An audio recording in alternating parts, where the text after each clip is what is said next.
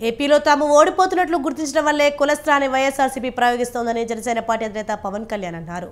కొందరు కాపు పెద్దలను రెచ్చగొట్టి జనసేన పార్టీని బలహీనపరిచేలా కుట్రలకు దిగుతోందని, ఆ వలలో కాపు సామాజిక వర్గం పడవద్దని పిలుపునిచ్చారు.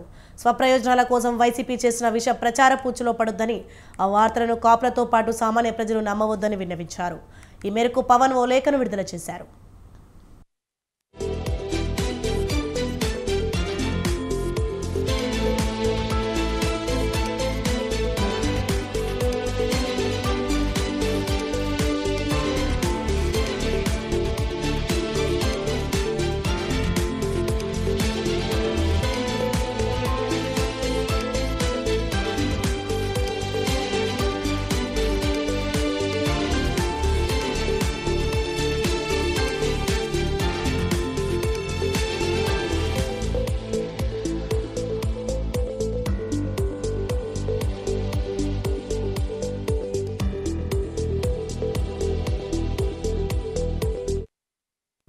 రాబోయే ఎన్నికల్లో కాపులు ఖచ్చితంగా నిర్ణయాత్మక క్రియాశీలక పాత్ర పోషిస్తారని పవన్ అన్నారు.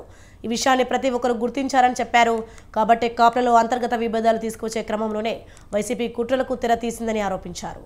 కేవలం కాపు సామాజిక వర్గం వారి మొబైల్ ఫోన్లకు మాత్రమే పంపడం లాంటి దుశ్చర్యలకు ఒడిగుతోడుతుందని ఆగ్రహం వ్యక్తం చేశారు.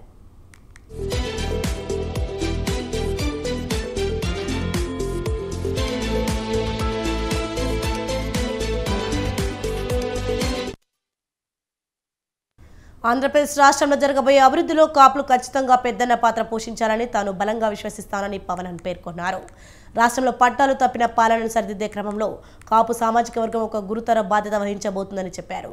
రానున్న సార్వత్రిక ఎన్నికల్లో జనసేన తెలుగుదేశం పొత్తుకి ప్రధాని మోడీ ఆశీస్సులున్నాయని చెప్పారు. ఆ ఆశీస్సులతోనే రాష్ట్ర అభివృద్ధి కోసం ఇరు పక్షాలు ఒక విశ్వసనీయ పొత్తుతో అడుగులు వేస్తున్నాయని పవన్ కళ్యాణ్ చెప్పారు.